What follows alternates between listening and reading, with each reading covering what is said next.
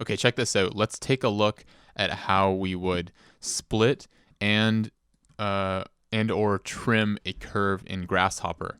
Okay, so we'll first take a look at how that would work in Rhino, and then we can use that process to kind of work through what that would look like in Grasshopper. And the process is very different because obviously with Grasshopper we want to make it parametric. So we have our two curves. This is we want to use this curve, and we're going to split it and trim it with this curve. Okay, so if we were in Rhino, we would just activate the split command, and then select the cutting object, and then now we have two curves.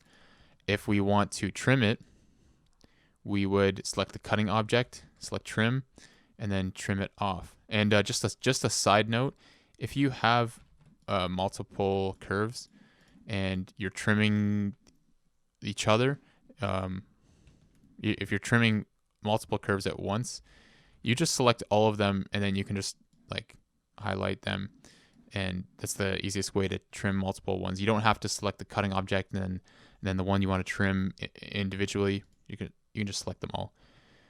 So that's not what we're doing this time. We're just going to make it simple. So this is the curve to be cut, and this is the cutting object. Okay, so let's just throw this into into Grasshopper. We'll make two curve components. Cutting object and, or sorry, the object to be cut. This is the cutting object. Okay, so we basically we don't have a split component that will work for this purpose. We have a component called Shatter, and that's going to do basically the same thing as the split that we do in Rhino. So with Shatter, we can input the curve that we want to trim. It's this one, but it's not going to let us input a cutting curve because it uses something called a parameter, which is actually more precise. It's a more flexible method to split curves, and parameters will come up in other components as well. It's a good idea to get a good handle of what a parameter is, and a parameter usually will show up as a point visually on the canvas. It will show up as a point, but it's important not to think of a parameter as a point. You can see the parameter on the curve represented as a point, but the parameter is just a mathematical quantity to indicate a certain type of data on the curve. And so for us to access, so the parameter always ends up somewhere on the curve. It's sort of indicating the parameter always shows up between the start and the end point of the curve. And so for us to be able to access that parameter, what we can use, there are other ways to access the parameter, and I might go over that after this. But we can use the curve intersection component. And so if we put in the curve to be cut and the cutting curve, now we have a point. It's showing us a point, and that point is showing up right at the intersection. Now it's important, again, a parameter is not a point, so we're not going to use the point coming out of this component. Instead, we have a parameter for curve A and a parameter for curve B. Now, the parameter, don't worry about what the parameter number is. It's not always going to be intuitive, but we just have to make sure we use the right parameter. So the parameter for curve A is the data that represents where this point is on this curve, and the parameter for curve B is the data that represents where this point is on this curve. Okay, so obviously if we're cutting this curve, we have to use parameter A.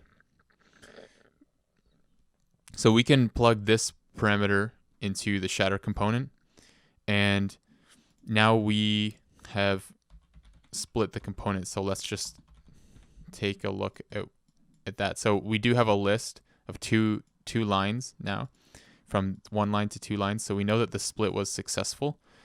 And we can take a look at that. So if we just use the list component to break it up, we can see the part of the curve and the other part of the curve. So we've done our split successfully, and you may need to sort those or something for your definition. But let's take a look. What if we wanted to trim it instead of a split? A trim is essentially just a split with an added step, which is deleting one side of the curve. So there's a different way to do, an entirely different way to do this, but let's just use this definition first and take a look at what that would look like. We have to somehow select which side of the curve we want to keep, and there's always going to be a different way to do this. There's always going to be the right way to do this depending on the context. So I'm just going to make up one way, but remember, this is I'm only doing this for the sake of simplicity and the sake that we don't have any context here. But what we're going to do is we can deconstruct the midpoint of each curve and look at which one has a higher y value. So I want to keep this side of the curve, okay? I want to keep this one. But I'm not going to manually go in and select which side of the curve I want, because I want this to be a parametric definition and an automatic definition, right? So somehow we need to sort this and then select only the one that we want. So we need to take out information from these curves. We need to take out the information that we have and create an equation or an algorithm to select the proper curve. So what we can do, instead of using this component, let's leave them together in this list. Let's select the endpoints. Let's graft this so that we can split them up. So we're splitting them up.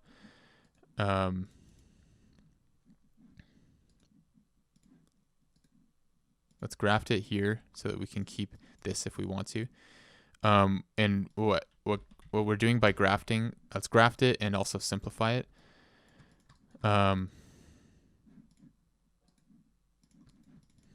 case this isn't clear, what we're doing by grafting is we're taking this list and we're generating actually 2 different lists so that we can operate the curves separately for a portion of this definition. Okay, so that's what it looks like. So now when we look at the start and end points of these curves, it's going to give us 2 different lists. Okay, so we have the start point for curve A, or the start point for this upper curve, and the start point for the other curve. We don't really care which one it is because the algorithm is going to sort it out. Okay, so we have our start points and our end points and separated so we can operate on them. So I want to find the midpoint, and I'm going to use the midpoint to create our sort of calculation to determine which curve to keep. So to find the midpoint, we can just plug in the start and end curves into our average component, and so now you see we have 2 midpoints, and we had to graft the curves, or else it would have found an average between all these points. Okay, let's look at what would that have looked like. So here we have a midpoint of 2 curves. If we didn't graft it, we would have this one single point that's basically an average between these 4 points. There's a start and end point. They're all in the same list.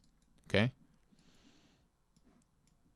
so they're all in the same list. So it's just an average between these 4 points. That's not what we want. So that's why we grafted it. And so we have these 2 points. We're going to keep it grafted.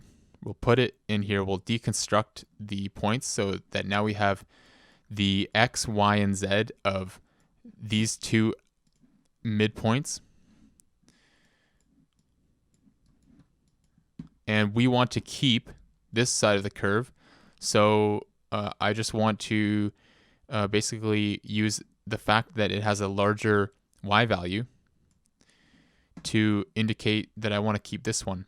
Okay, so one curve has a y value of 103. The other curve has a y value of 439.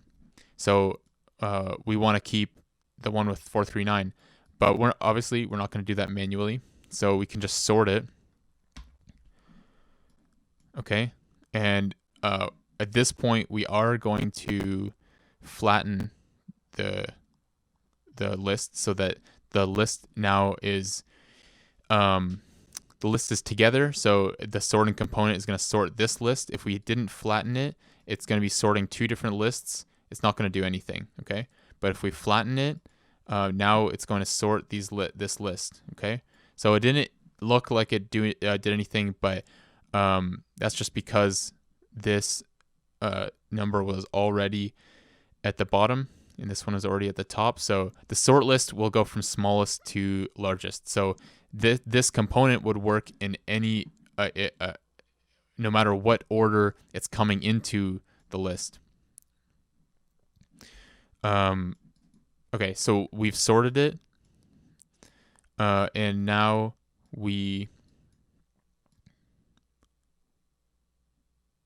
I'll just show you. If I reverse the list, okay, now this one's at the top, this one's at the bottom, but the sort list will go from smallest to biggest, so it's going to sort it accordingly. So we're just setting something up to work in any instance. So in any instance, this algorithm will always pick this curve at the top side above the cutting curve, no matter what order it's coming into the definition. So after we've sorted it, it's selecting the curve with the lower y value is at the top of the list. We don't want that, so we're going to reverse this list, and we're going to reverse this list. So now the higher y value is at the top. The sort value, the sort component, we need to input the data that we want to create the sort algorithm, but we're actually not going to use that data. We're going to use the keys. So we're going to use we use the key to create the sorting order, but we use the a values to rearrange the curves. So what we can do now is we can just plug in the curves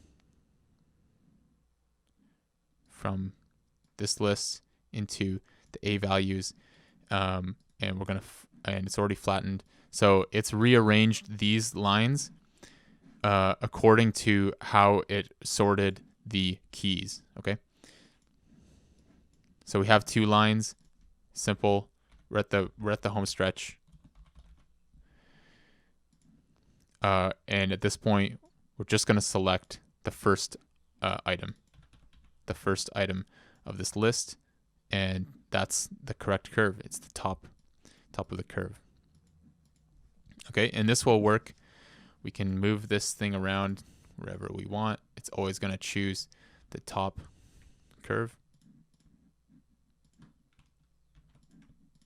Okay, follows it around.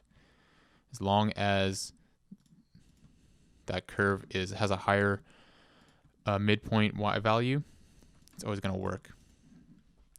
Okay. So that's one method that could be used to trim, but there's other things that we can do to trim our curves. We have other components that might be more efficient to do this. Oh, I almost forgot. I was going to show you a different way that you could use a parameter. So instead of using another curve to decide where you want that parameter, let's just hide that for a second so it's not distracting. Okay. Instead of using that and doing the intersection, we can instead just select basically where we want we can generate a parameter based on, we can use a slider, or we can use a curve on point, or point on curve component.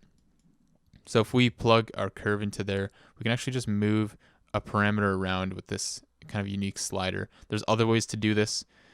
We can also use something like evaluate length and generate a parameter that way. Okay.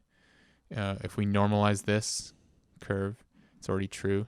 So it's normalized. The domain of the curve is 0 to 1. So we can use a slider.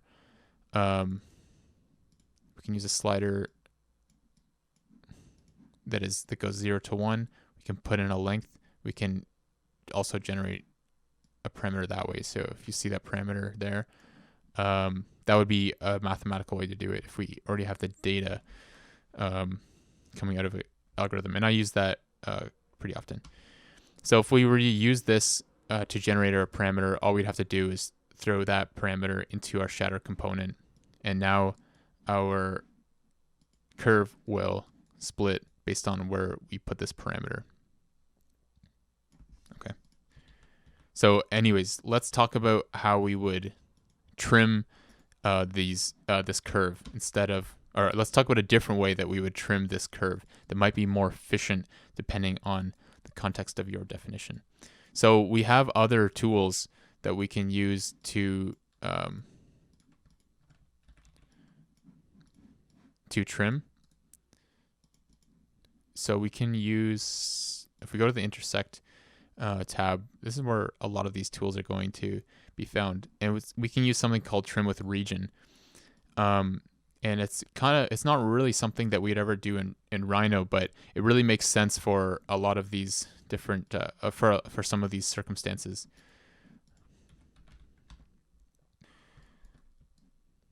Okay, so with trim with region, let's first put in our curve to trim. And now it wants a trim region. This is just an open curve, and a region always has to be a closed curve. So I think you might see what's going on here.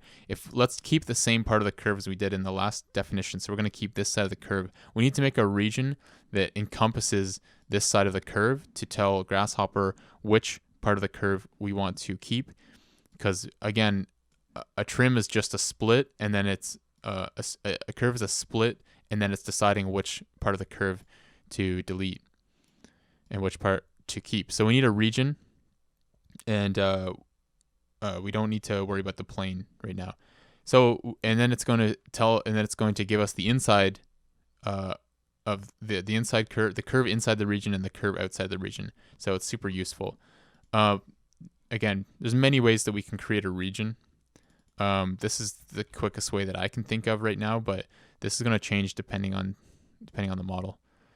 So let's just use this base curve, and let's just extrude it in the Y direction,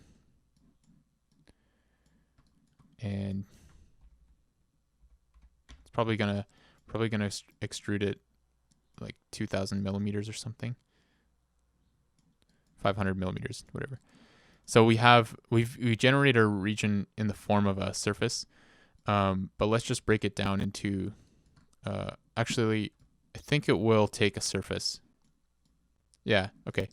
So we've generated our surface based on this curve. We can input a curve into this component, but we can also input a surface, and the component will automatically generate a curve from the surface that we created. So same deal as before, but a lot quicker. Might be more efficient depending on what you're doing. So now we have the inside of the curve and the outside of the curve, and that's essentially how the trim works. And that's basically all I wanted to cover today. Or in this video. Let me know what you think. Let me know if it helps. Let me know if you have any tricks yourself. Yeah. Thanks for watching.